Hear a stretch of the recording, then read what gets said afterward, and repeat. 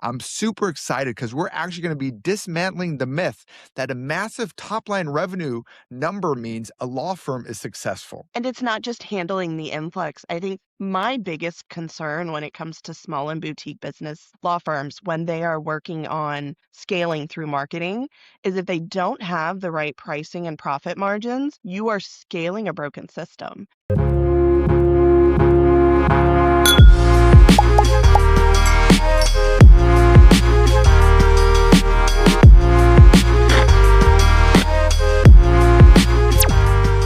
Welcome back to the Search Bar, the podcast for law firm leaders who want smarter growth without the guesswork, wine optional. I'm Eric Ritter, the SEO sommelier and founder and CEO of Digital Neighbor, your neighborly digital marketing agency. With more than 12 years of experience helping law firms scale, I'm here to have insightful conversations with industry subject matter experts so you can learn directly from them.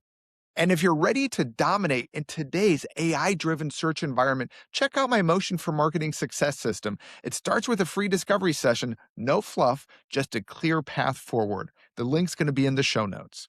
Now to today's episodes. I'm super excited because we're actually going to be dismantling the myth that a massive top line revenue number means a law firm is successful. We're opening up the hood of boutique firm operations to see why a packed case pipeline can still result in a dry bank account if your pricing, cash flow tracking, and expense guide rails are completely broken. To help us read between the lines of your financial statements, I am joined by someone who's much smarter than me, and that's why I'm so excited that Danielle Hendon is here. She is a CPA and the founder of Four Corner CFO, a fractional CFO firm built specifically to step in where basic bookkeeping stops. She helps small and boutique law firms turn financial in where basic bookkeeping stops. She helps small and boutique law firms turn financial chaos into predictable, scalable profit. Danielle, welcome to the Search Bar. So excited to have you here today. I'm so excited to be here. I promise this is not going to be a boring finance conversation. I know a lot of people think numbers and they're like, "Eek." Good. Good. I'm glad to hear that we're perfectly aligned, right? That's why I'm in marketing and advertising and not in finance, because I think the other day I had to do a simple math equation and I just couldn't do it, right? And I'm just like, Meanwhile, I would be lost in SEO. So I am yeah. glad there, like you might say that there is different people in different zones of geniuses. You Yeah. guys are definitely in yours. Awesome. Well, I appreciate that. So I'm looking forward to this. And, like I said earlier, I'm the SEO sommelier. That's what I fashion myself as. So I always hunt for a wine that matches our guest's approach and matches the episode. So for you, Danielle, it really had to be our absolute favorite so far. It's a Sister Creek Muscat Canelli. So what I like about it is that it's sweet, it has a little bubbly to it, and it's explicitly designed for unwinding after a long day of navigating corporate chaos, right? So once you're ready to unwind, things are smooth. That's the type of wine. Um, but what I love about a great Muscat is that while it feels really incredibly approachable and smooth on the surface, it really takes technical, meticulous fermentation under the hood to actually get it to that perfect sweetness, which sounds exactly like what you do for business finance, right? There's a lot of things under the hood, under the scenes that you have to make sure are firing on all cylinders correctly in order to get what people actually see, like at the bottom of the iceberg, what's under the surface there. Absolutely. And I love Sister Creek. They are in my backyard over there in the Texas Hill Country. Or see? So couldn't have picked something better then. Love it, love it. So let's get into it here. Many attorneys measure their success purely on how busy their associates are, right? We all love billable hours, of course, and how much cash moved through that operating account every month. But you've been doing this and you've probably seen that true clarity requires looking at the actual story those numbers are telling, not the numbers themselves. So when and why do law firms need a CFO or some help there? And how does that role differ from a traditional CPA or just a bookkeeper during tax season?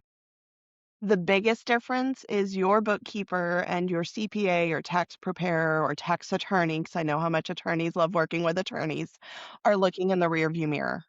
A CFO is here to look forward with you and help map things out into the future. And when you're looking at, you mentioned the billable hours, I will say, as a CPA, I completely understand that we all have time tracking PTSD, and we never want to track another hour if we can avoid it. But those hours are absolutely golden when it comes to tracking and figuring out profit margins. No, that makes so much sense. And I like that analogy, right? You're not looking in the rearview mirror, you're actually looking through the windshield, right? You don't wanna crash the car because if you're just looking in the You rearview gotta mirror, know where you're you're going. yeah, exactly, exactly. So, you've had the, experience of leading an audit team through a major corporate bankruptcy early in your career, and I just find that super fascinating. So, like, that's super high stakes, right? So what did that environment teach you about, warning signs maybe that or the canary in the coal mine that precede a business collapse like that? Honestly, it was less about warning signs because I feel like, and if anything else, I started this business during COVID, and I know a lot of us have seen a lot of things since then. There is always something the world is going to throw at us. What it taught me is we have to be adaptable no matter what. It was the constant, oh my gosh, we've let these people go. Now we need to do it this way and we need to change the process. And the end result still has to be the same. We have to get to the same place, but now we have to do it with different people, different tools, different things in place. And you have to be able to respond and adapt and do so very quickly so that you don't lose profit margin and revenue and things like that. So you gotta be agile, right? And be able to kind of make decisions that impact kind of the business. Um, so as far as, kind of when a law firm grows and scales, right, that's something I try to do, right? I try to own my part of it, which is marketing. Let's bring in the leads. Let's bring in the cases. Let's bring in those retainers.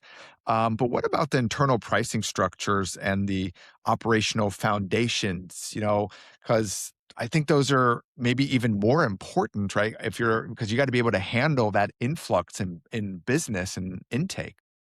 And it's not just handling the influx. I think my biggest concern when it comes to small and boutique business law firms when they are working on scaling through marketing is if they don't have the right pricing and profit margins, you are scaling a broken system. If you're only bringing in 10% profit margin on your pricing and you're scaling that, you're never going to see better profits at the end of the day. So, the biggest thing to me, and a lot of law firms have heard this, but my favorite metric for people to think about is that rule of thirds. When you're coming up with your pricing, whether it's hourly or flat fee, and flat fee is a whole other ballgame we could spend a ton of time on, but you need to be thinking about your price has to cover one third of it needs to be in the cost of generating that. So, your people, the other third needs to cover your operating expenses, and the remaining third should be your profit margin at the end of the day. Danielle, I'm sure, like you said, law firms are sick and tired of hearing that. I've honestly never heard that before. Really? And yeah, I'm just gonna own that.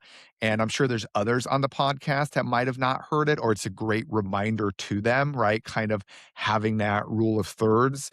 So I think that just makes so much sense, right? Because that's something, we work with law firms on. We want to understand how much is that case worth to you, right? Like, let's say you're a family law attorney. We work a lot in Florida. A contested divorce is, let's say, average retainer of $15,000. So Mhm. if it's a $15,000 retainer, you're saying, we're using numbers here. Right? I'm trying. This already hurts my brain. I'm trying to do numbers here, Danielle. You'd But have $5,000 for that right. OpEx piece, Yeah. right? So you But got that's five covering your thousand marketing, to that's get it. covering your Yeah. team, your Yeah. admin, your good lord, software costs for law firms is always really high. It's gotta cover Yes. all of those things. Yeah. Interesting. Okay. So you want to make 5,000 profit, 5,000 for the team, and 5,000 to kind of bring in that potential retainer. Absolutely, and if you're only looking at hourly, the really easy math is whatever you're gonna pay that hourly person, the Yeah. price that they're billing out at should be 3 times that. That's simple math. Even I can do that. Love it. Way to keep it simple here. I love it. That makes so much sense. So, like, I was trying to, look at numbers there, and I think those are important to understand how much are you going to make off this potential case or this retainer. But a lot of times you can get lost or distracted in vanity metrics. Right? So what I mean by vanity metrics are numbers that you're just looking at to look at that don't really tell the story, that aren't moving the needle, aren't creating more profit. So if you're looking at, hundreds of line items in an Excel spreadsheet, how do law firms decide what maybe that most important number is that that you really need um, to know if you're healthy or not? Let's say I want to have a number to look at every week. Is that even possible? On a weekly, that's tough depending on the size of the business. I Yeah. will say weekly, you're going to look at revenue and cash, and that's probably the things you're already looking at, if I'm honest. But it's also what I would say can sometimes be a bit of a vanity metric. Revenue growing doesn't mean profits growing. And that's what we were talking about earlier.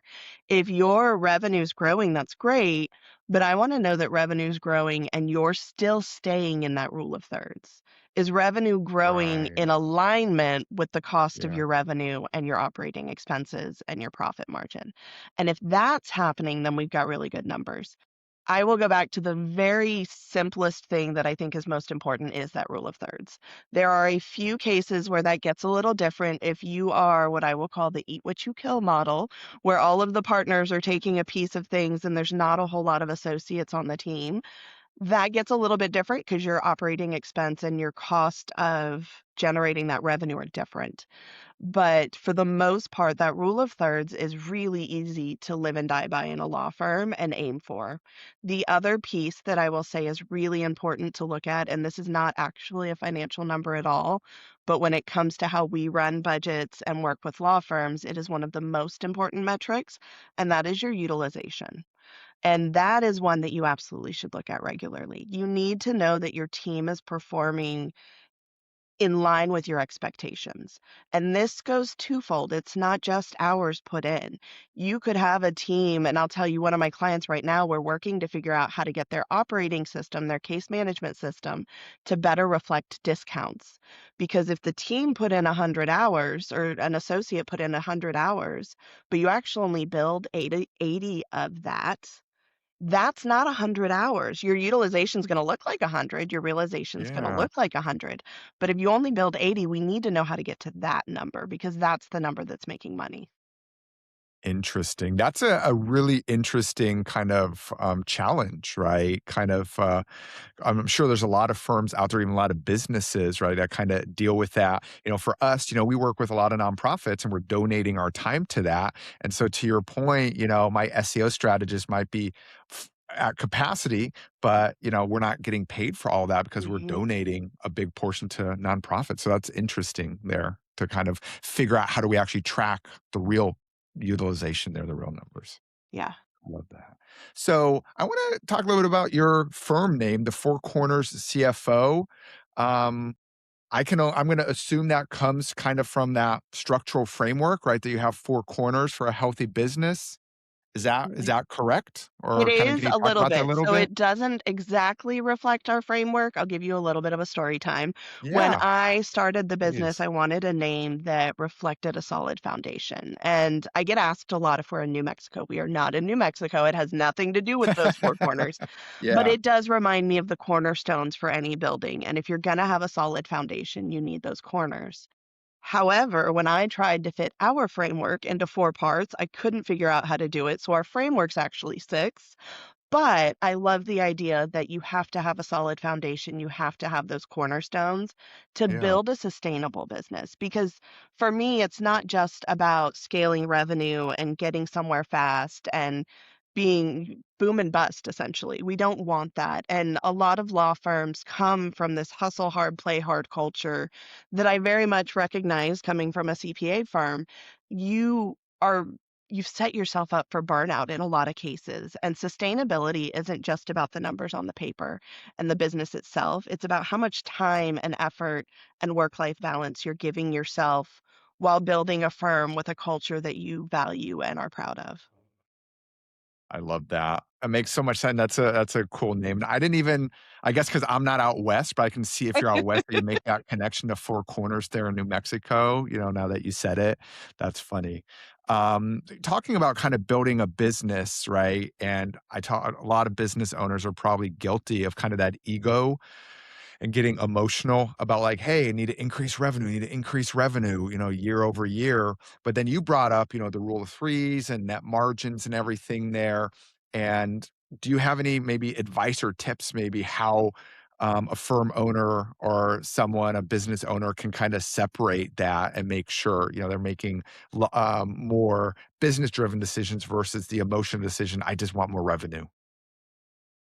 So this is going to be a bit of a sidebar, but it's the first thing that comes to mind when we talk about emotional decisions. And it's because cash is king. As much as we all want to live and die by the P&L and L and the revenue, it's what's in your bank account is what's going to matter the most.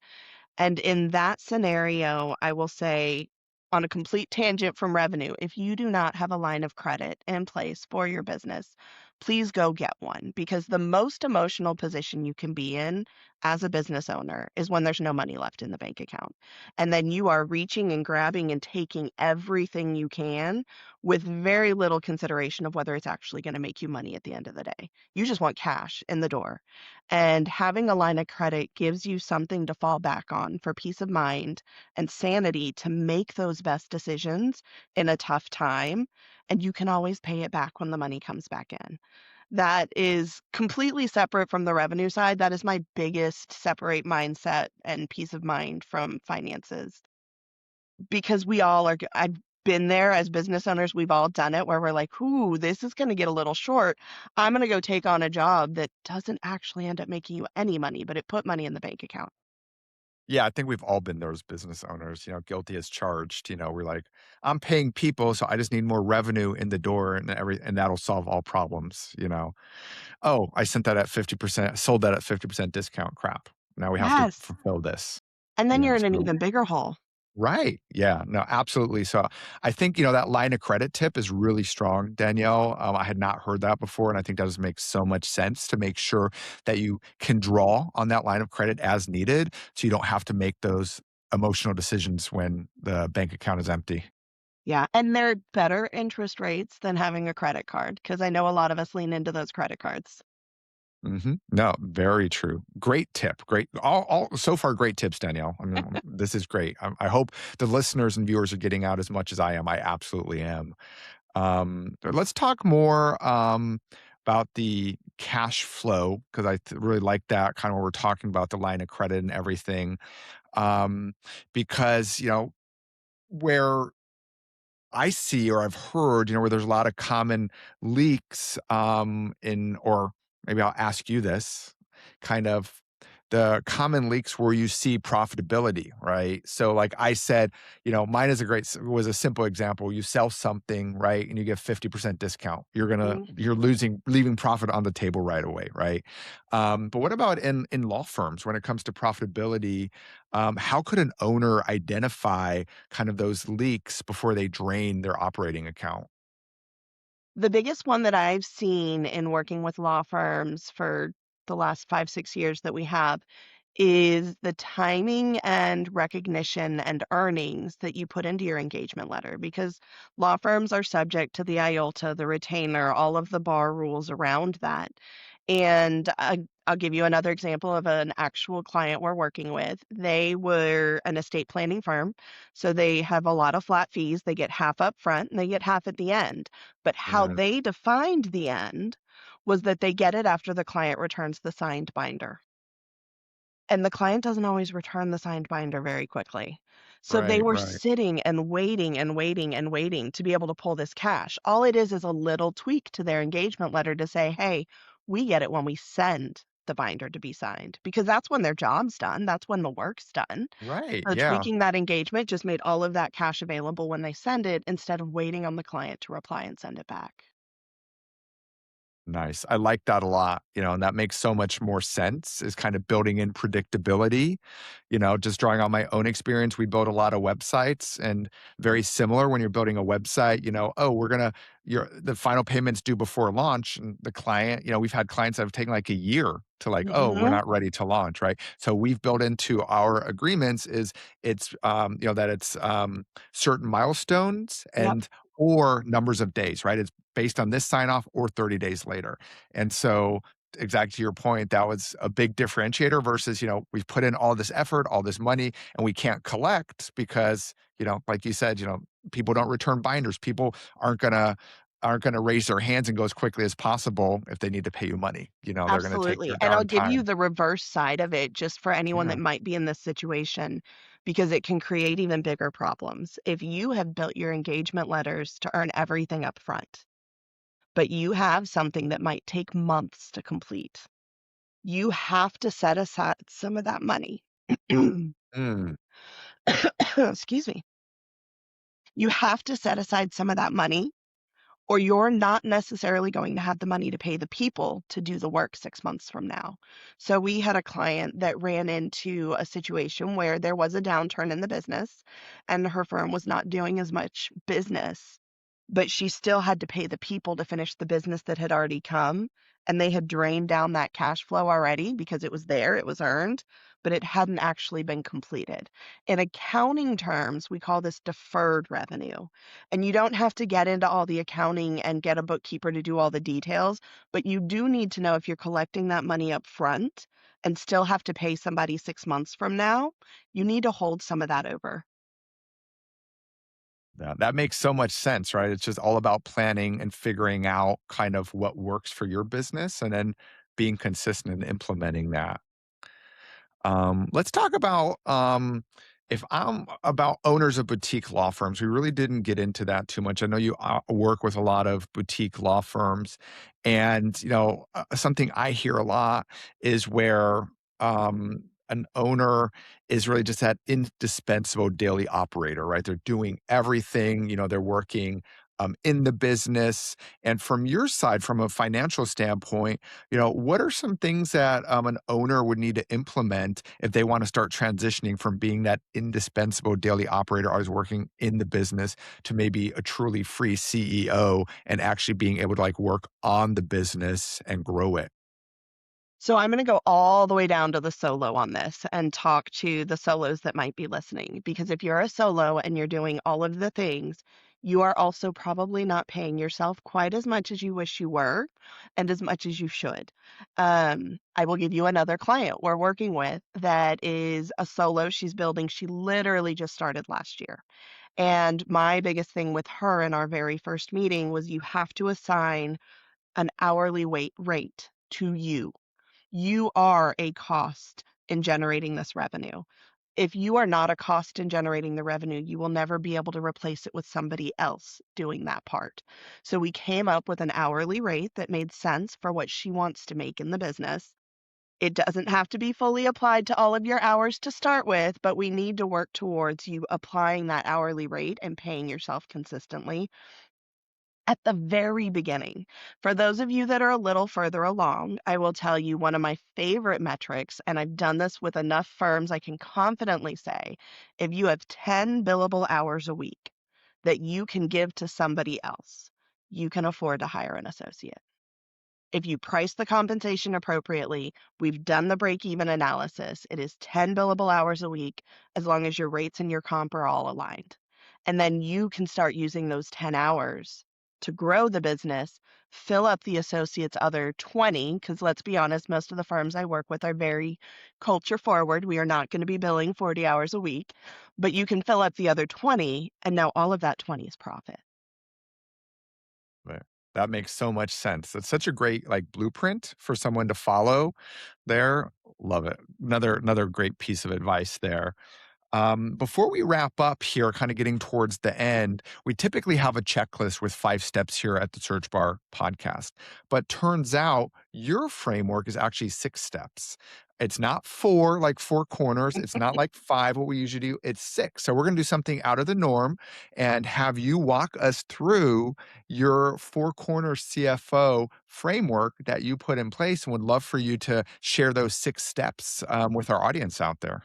Absolutely. And for anyone interested, we can absolutely give you this framework in a way that you can apply for yourself. I am all about if you want to DIY this, please DIY this and get better. So the very first one is making sure that whoever you have doing your bookkeeping is actually reconciling everything. They're doing your three-way match. They're looking at your bank accounts and reconciling. They're looking at your credit cards and reconciling. And from an accounting perspective, what this means is your balance sheet is reconciled. When that happens, we can trust the numbers on your P&L. So that's the very first step. That's our R in our reveal framework. The second one is evaluating all of your revenue streams. I have seen far too many law firms come to us with a single line item for revenue, and you do not do one thing. You do multiple things, and we need to know what those are so we know which one you're doing the most of, which one is the most profitable, and to people like Eric, which one do we want to market the heck out of right now because it's going to make us the most money? So, what are those revenue streams? What are we defining for those revenue streams and modeling out how much they should make every month? The third part is looking at all of your other expenses. That third that I said is your operating expense. How much is sitting there? Is it really giving you time, money, or both? And that's what we call return on investment. If you're not getting time, money, or both, then it might be what I like to call a personal perk, which is, hey, it's tax deductible. I'm running it through the business. Let's go. If it's not that, then we need to reassess and make sure that we really want to spend that. So going through all of your expenses. The fourth part is building out a realistic budget. And for this, we are going to want to take what you've modeled out for revenue, look at all of those operating expenses that are consistently hitting your books, and build a budget that is realistic while being goal centered, but also something that you can update every single month. Please do not work with somebody or do this yourself where you set a budget and you forget about it. Small business moves fast.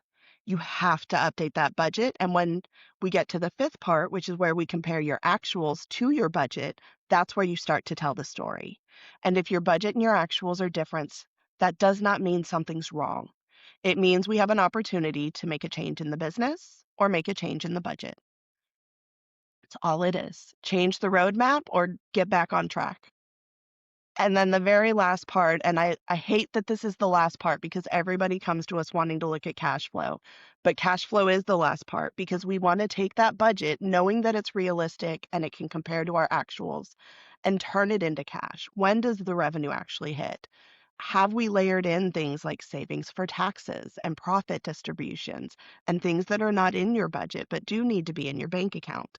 And making sure all of that flows. And then for our clients, we do this every single month from there on out and partner with them in making those hard decisions. Amazing. 6 steps. And what was the word again, the acronym? Reveal. So it's reconcile, evaluate revenue, validate expenses. I'm losing what the E on the budget is. The fifth one's budget. And then analyze your differences and leverage your cash flow. Cash flow. Leverage your cash flow. Yep, that's right. That was awesome. So, Danielle, this was amazing. Thank you so much for stopping by the search bar and giving me that transparent truth, real talk about what it takes to build a truly stable business from a financial standpoint. And before we head out, you gave so much great information. Can you maybe share where our audience can access your resource pages, learn more about your process, and connect with you and the team at Four Corner CFO? Absolutely. We are going to have a landing page just for you guys. So it will be the number four, not the word, fourcornerscfo.com/ the search bar. Super easy, people. Go check it out, fourcornercfo.com/ the search bar. I'm super excited. Danielle, thank you so much for being here today. It's a fun conversation. Hopefully, it's not too hot and humid out there in Houston. We're actually getting a little bit of a cooler front here in Tampa. So I'm going to enjoy my weekend here. Hopefully, you have some fun plans as well to recharge your battery. Absolutely. Thank you so much for having me today, Eric. Of course, this was great. And to our listeners, if you're tired of the financial guesswork and ready to scale your marketing and systems smarter, look for your free discovery session. Just book it on our website, digitalneighbor.com, for a Motion for Marketing Success System. The link's also going to be in the show notes. If you enjoyed this episode, share it with another firm owner who is trying to make sense of their numbers and drop us a review. Until next time, stay curious, stay grounded, and keep building a law practice you genuinely love. Cheers.